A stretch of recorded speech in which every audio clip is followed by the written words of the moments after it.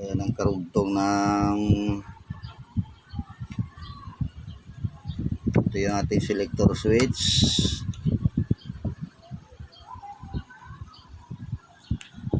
Selector switch natin.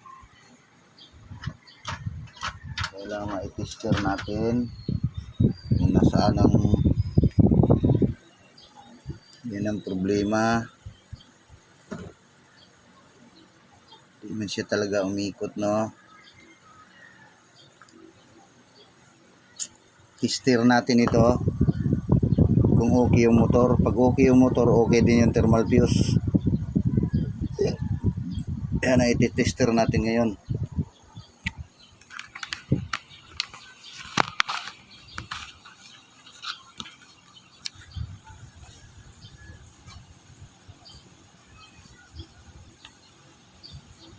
Yung iti-tester natin.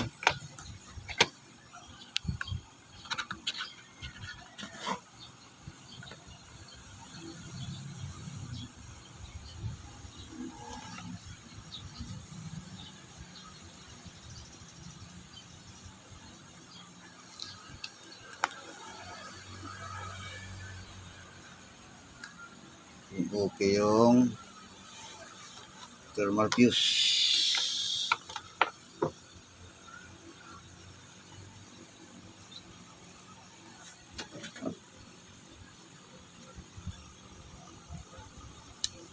Gamit tayo ng continuity. Ayan. Resistance saka ohms.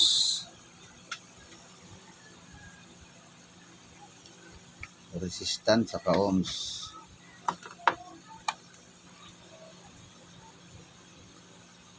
Ayan. Magana.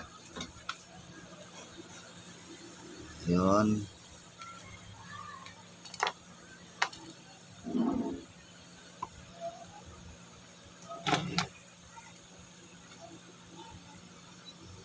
Suot natin dito. Ito yung iyang line 1.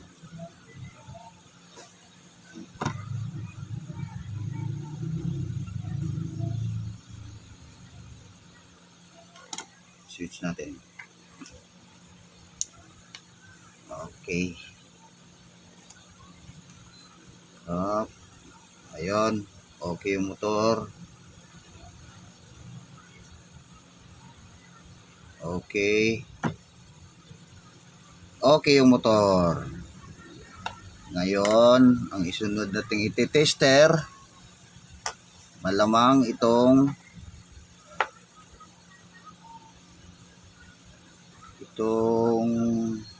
ano to?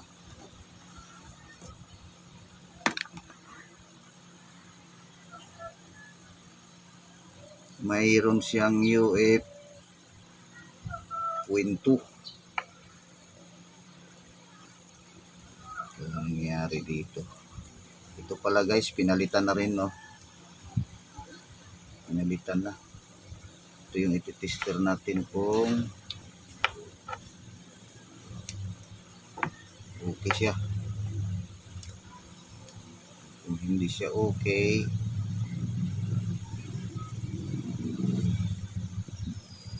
kung hindi siya okay, ano magagawa natin? 0.2 UF farad. Hanap tayo kung mayroon pa tayong stock ng ganyan.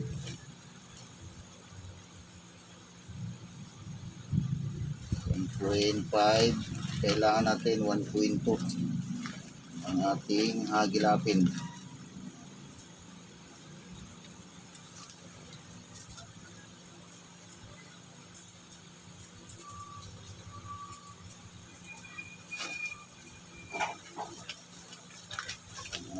Hagilapin.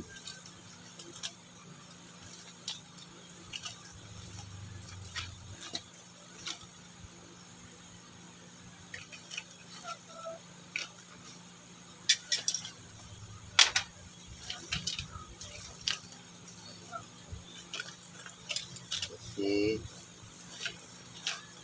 maaaring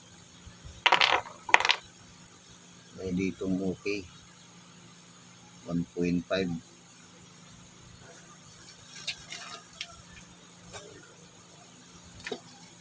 1.5.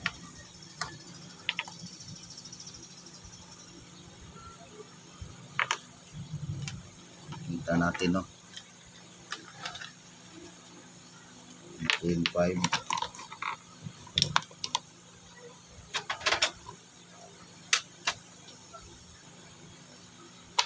Kung okay. Ay lang mataas ito.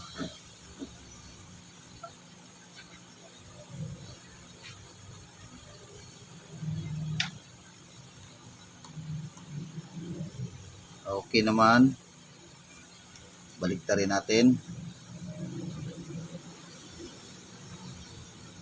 Okay naman.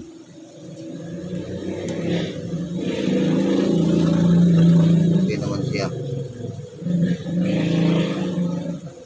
Okay naman siya. Okay naman siya.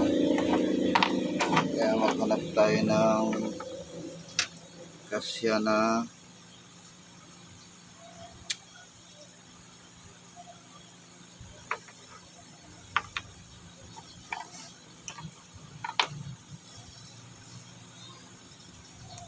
okay din. Okay naman mga kapasitor.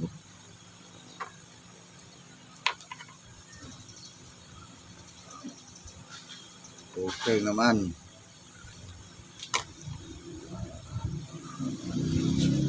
Anong problema? Bakit ka nagkaganon? Nagkaganon.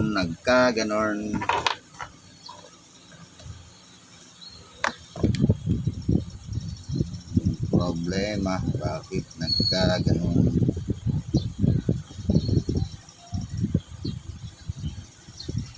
Yan na.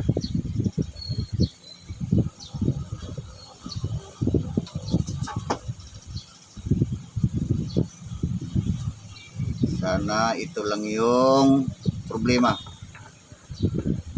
Palit na tayo ng kapasitor. Sana lang ito lang yung problema.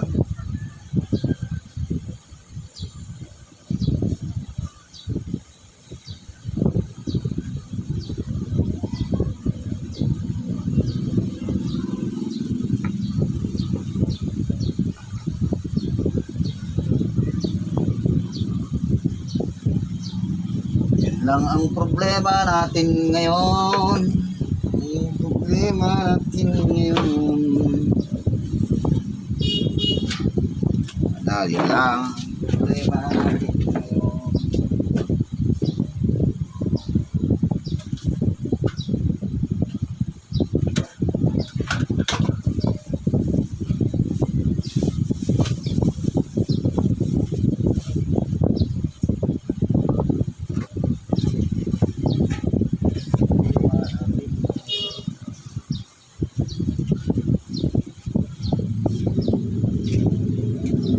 Lalagyan natin ng tip muna bago i-testing.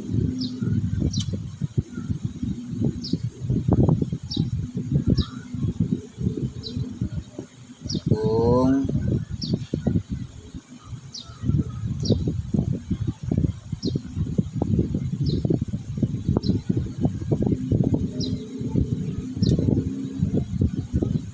kaya kasi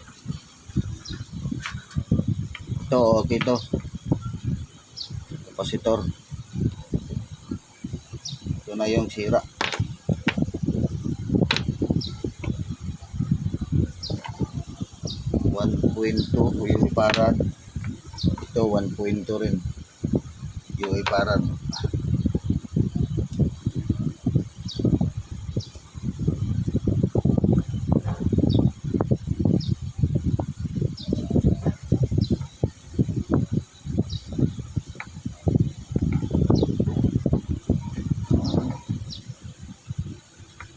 Kaya testing muna natin guys, no? Baka mamaya tap natin, hindi naman pala gumagana din.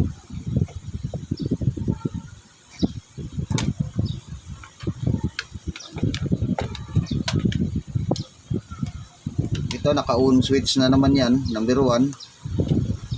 Ayun, titingnan natin ito kasi mga cord na ito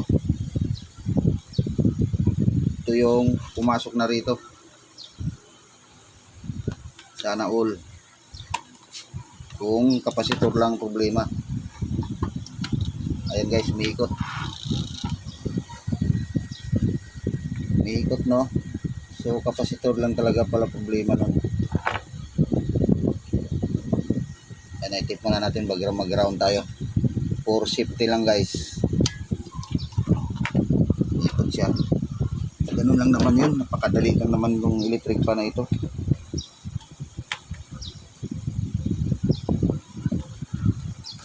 Kasi kung hindi pa rin siya umiikot na pinapalitan na ng kapasitor, obligadong kalasin buo ito. Kasi maaring thermal fuse. Kasi yung winding, di naman basta-basta masunog yun eh. Pero kung bumigay na pala yung thermal fuse, di na nalalaman nung gumagamit, yun pala sunog na, maepektuhan din yung winding ng motor. Yan ang dahilan na pagkasunog. Kasunod nun, lalabas na ang ating kaibigang apoy.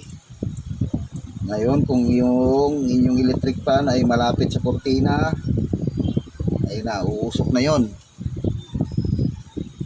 Pag usok nun,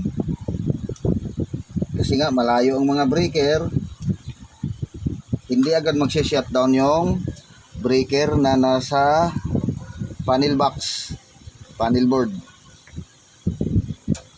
Kaya kami rito, ang mga outlet namin dito may sariling malapit lang na circuit breaker. Kasi kung wala,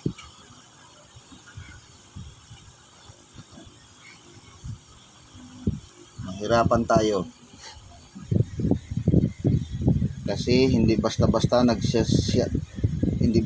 nag-shutdown ang ating circuit breaker, lalo kung malayo ang panel board na pinagkabitan nito.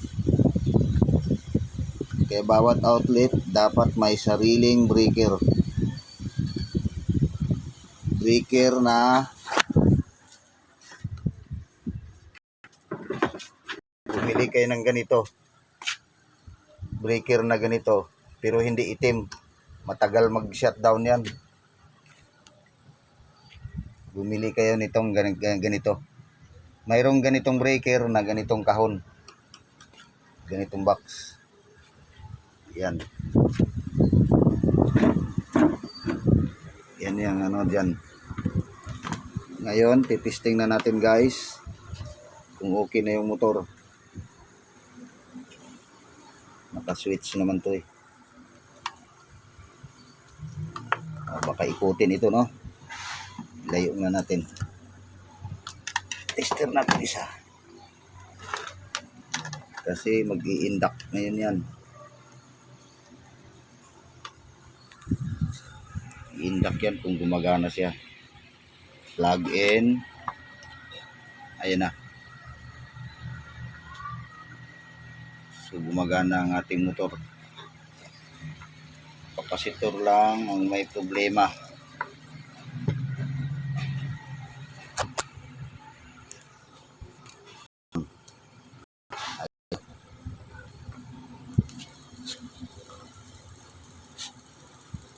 Ayan lang yan. Guys, maraming salamat sa panonood. May ikakabit ko naman to. Good luck. Bye-bye. Yan lang, ganyan lang ang electric. Pakadali lang naman ito. Maandar na siya. Lakas ng ikot niya, no? Okay.